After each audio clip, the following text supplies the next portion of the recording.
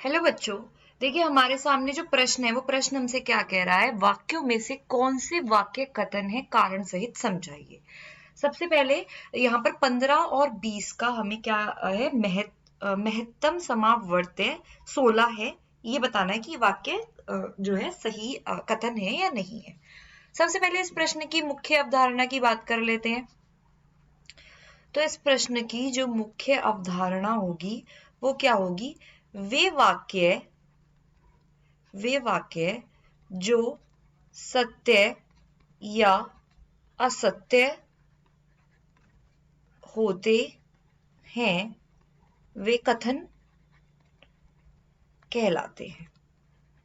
ठीक है, अब देख लेते हैं। सबसे पहले हम क्या लिख लेंगे, जो मौसा होता है उसको उसकी अधिकतम, मतलब वो अधिकतम एक तरीके से बोल सकते हैं, अधिकतम संख्या होती है। ठीक है, अब देखो, अब इसको निकालने के लिए सबसे पहले हम गुणनखंड निकालेंगे 15 का। तो गुणनखंड निकाल लेते हैं। 3 से ये जाएगा, 3 पंजे 15, 5 एकम 5। ठीक है, इसी प्रकार हम निकालेंगे यहाँ पे 20 का गुणनखंड। तो ये जाएगा 2 2 2 10 20, 2 पंजे और यहाँ पे 5 एकम 5।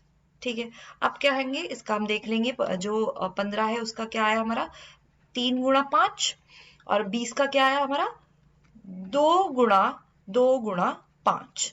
अब इन दोनों में जो भी एक जैसी यहाँ पर जो है उसको हम लिख देंगे। तो यहाँ पर इसी तरीके से जो महात्म समाप्रत्यय होता है वो इस तरीके से निकलता है। देखिए 15 और 20 का महात्म समावर्त्य कैसे निकलेगा, देखिए इन दोनों में ही 3 नहीं है तो 3 नहीं आएगा, इन दोनों में ही 2 नहीं है तो 2 नहीं आएगा, क्या है 5 है तो 5 यहाँ पर आ जाएगा। तो जो अधिकतम संख्या होगी जो दोनों को ही क्या कर देगी, दोनों को ही यहाँ पर जो महात्म हमारा जो समावर्त्य निकल करके आया वो 5 निकल, दोनों को ही क्या होगी 5 विभाजित कर देगी। तो इसीलिए इसका उत्तर होगा 5। इसका अर्थ ये हुआ कि 15 और 20 का जो महात्म समावर्त्य है वो 16 नहीं है और ये वाक्य हो गया असत्य है। तो ये एक कथन कहलाया जाएगा। तो मैं उम्मीद करती हूँ कि आपको इसका उत्तर समझ में आया होगा। धन्यवाद।